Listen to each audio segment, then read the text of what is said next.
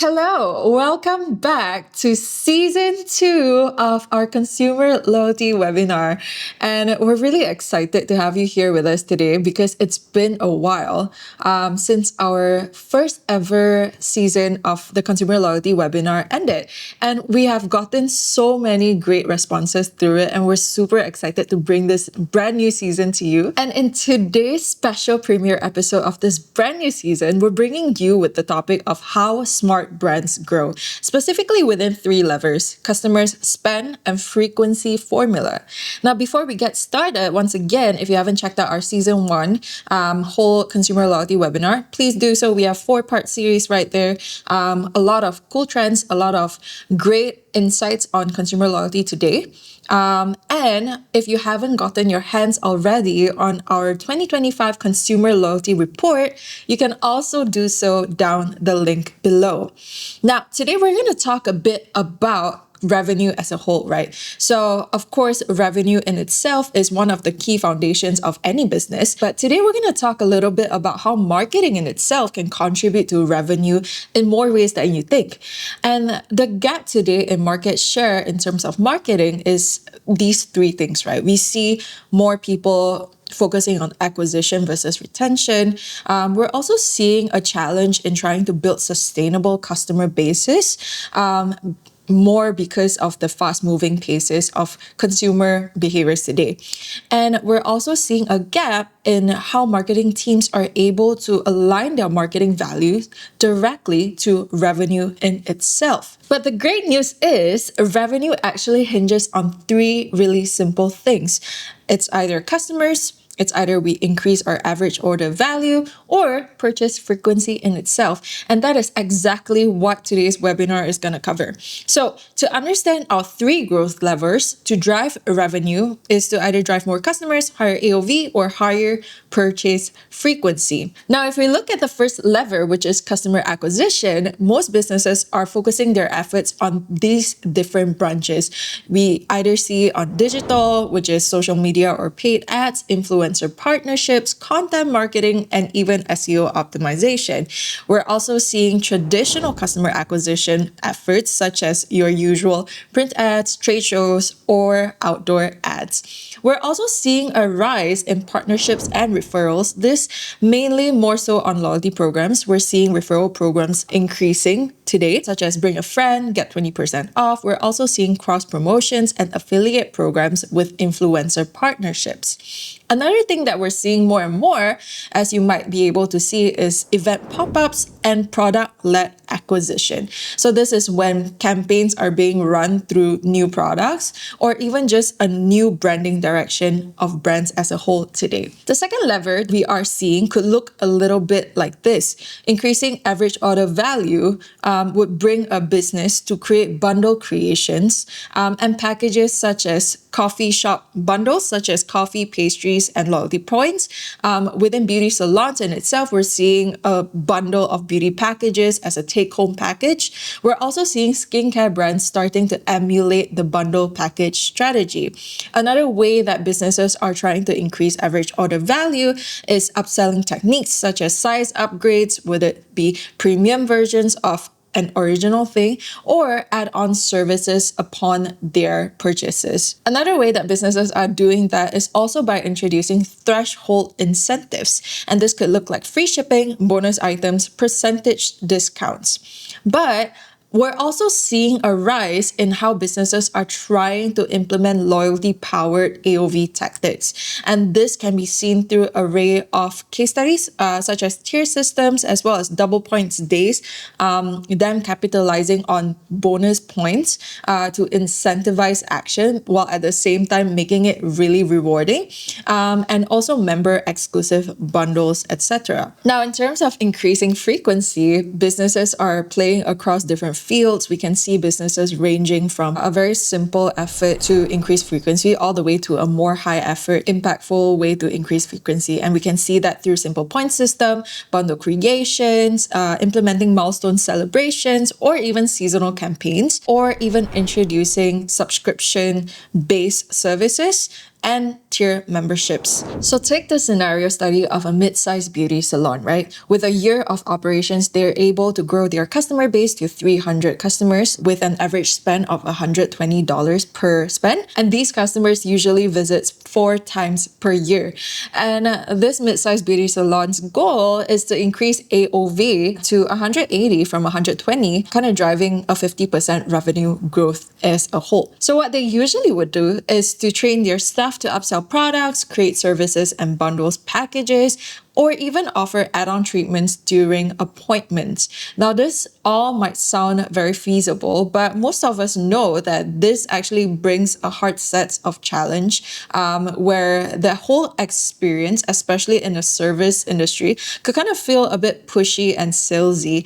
And the outcome is not always completely guaranteed. We often see mixed success even in our own personal experience, and maybe they will also witness some customer resistance. Another thing that they might need to face is increased staff training to be able to help them with their customer service and sales skills. So what we're really trying to say is that upselling approaches might be common, but normally it drives inconsistent results.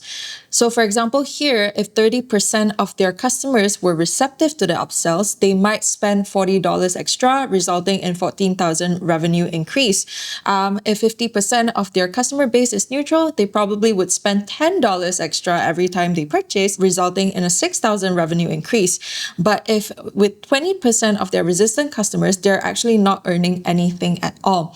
And with that scenario base coming to end, we're seeing a 14% AOV improvement, still short of the 50% goal. Now, in the case where the business decides to opt for a tier-based strategy, they might see some different results. So moving their customers through tiers, they're able to derive non-members straight into their membership tiers. So for example, here, non-members without any minimum spending requirement usually gets no discounts and just stays within their average spend, which is probably the lowest spend of their entire tier-based system.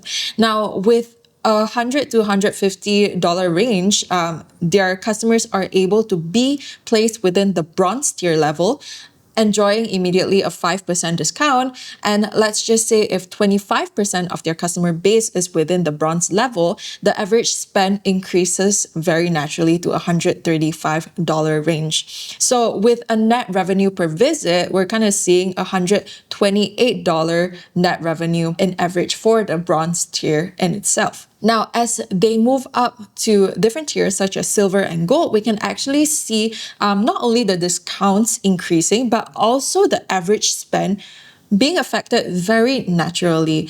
And if we kind of look at this chart as a whole, we can see that the total weighted average order value increases by 143 on average, increasing the value to $173,000. Now, this growth represents a 20% growth, but we're also moving very naturally to the 50% goal. So that was lever 2, which is increasing AOV. Now take this skincare e-commerce brand study, for example, with 1,000 customers online, with each customer spending $80 per average purchase and purchasing 4 times a year. This e-commerce brand goal is to increase frequency to 5 times a year for a 60% growth. Now, usually what they would do is they would blast email promotions every month. Don't forget to reorder, reminder emails, that sort of things, and also seasonal sales and discount. But the challenge here is that most of these messages usually go unread, comes across as spam, and customers tune out. And there's also actually no real reason for your customers to buy more frequently than they usually do. But what this business can actually do is upping frequencies through rewarding their customers.